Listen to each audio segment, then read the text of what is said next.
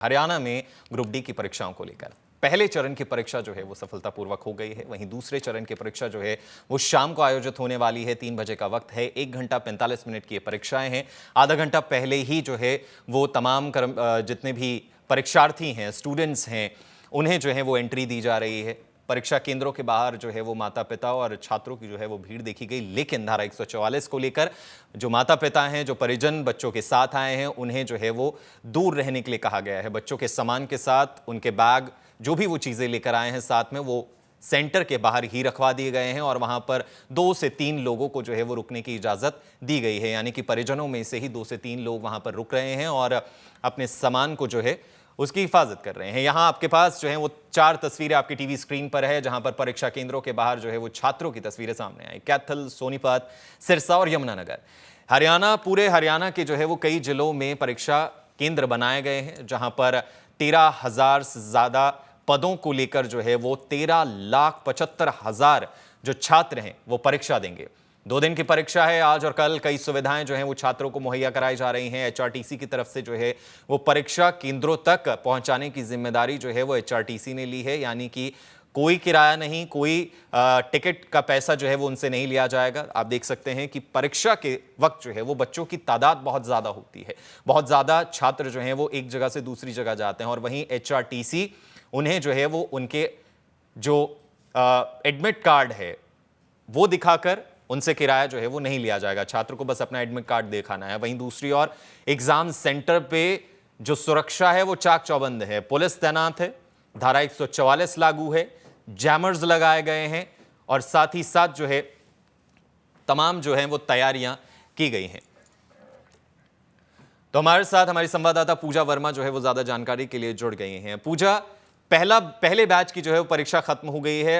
अब जो है वो क्या कुछ तस्वीरें सामने आई हैं? क्या स्टूडेंट से आपकी बात हुई? कैसा उनका एक्सपीरियंस रहा इस परीक्षा को लेकर? क्योंकि कई चीजें हैं जो पहली बार हुई हैं। बिल्कुल गौतम, आपको बता दें कि पहली शिफ्ट में 50,000 अभ्यर्थी नहीं पहुंचे एग्जाम देने के लिए और कहीं से खबर भी सामने आई जहां पर परीक्षा दिलाने जा रहे पूर्व सरपंच का एक्सीडेंट हो गया है और वहां उनकी मौत भी हो गई है।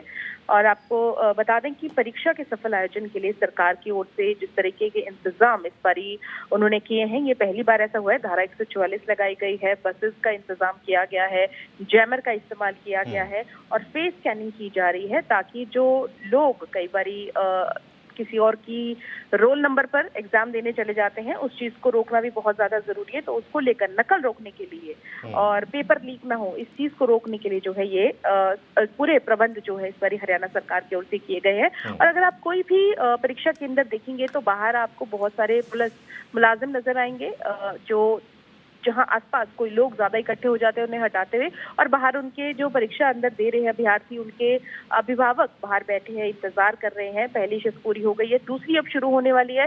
दूसरी का समय जो है वो 3 बजे से लेकर 4:45 तक होगा। और क्योंकि ये बहुत महत्वपूर्ण एग्जाम है, HSSC के ग्रुप डी के एग्जाम है, और ऐसे में जब भी सरकारी पेपर्स की हम बात करते हैं तो हमने हर जगह पर देखा है कि किस तरीके से बेरोजगारी का जिस तरह से आलम बढ़ रहा है, वहीं हरियाणा में अब जिस तरीके से रोजगार के लिए एग्जाम दिए जा रहे हैं, तो कहीं ना कहीं ये सरकार को सुनिश्चित करना था कि पुख्ता एग्जाम के लिए, और वो जो है किए भी जा रहे हैं। जी पूजा, एक तस्वीर कि 13,000 पद निकलते हैं और जो एप्लीकेशंस आती हैं वो 13,75,000 आती हैं। तो ये कहीं ना कहीं एक चाहत सरकारी नौकरी के लिए, और दूसरी वो तस्वीर कि सरकार द्वारा जो है वो उन चाहतों को पूरा करने के लिए उतने पद मुहैया जो है वो नहीं करवाए जा पा रहे हैं।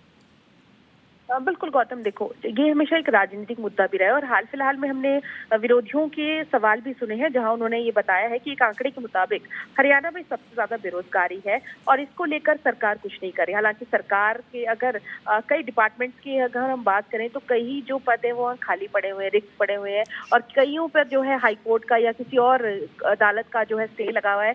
ऐसे में जिन्हें नौकरी मिलनी है उन्हें नौकरी नहीं मिल पाती समय सिर। लेकिन कहीं ना कहीं अगर नौकरी की बात करें, रोजगार की बात करें, तो हर कोई चाहता है कि उन्हें रोजगार मिले और इसको लेकर सरकार की पॉलिसी पर भी बहुत सवाल उठे। हालांकि सरकार कहती है कि हम लोग कर रहे हैं, लेकिन कहीं ना कहीं उसमें ये जो तस्वीर आप बता रहे हैं कि जहां पर अभ्यर्थी ज्यादा है और परीक्षा के जो पद हैं वो जॉब के जो पद हैं वो कम है, तो ऐसे में कहीं ना कहीं ये साफ नजर आ रहा है कि कहीं कमियां जो है सरकार की ओर से जरूर रह रही है। जी पूजा, आखिरी सवाल कि क्या आपकी इन छात्रों से बातचीत हो पाई, उनसे मुलाकात का आपको जो है क्या उनका तजुर्बा रहा इस एग्जाम को लेकर, वो आपसे जरूर जानना चाहेंगे।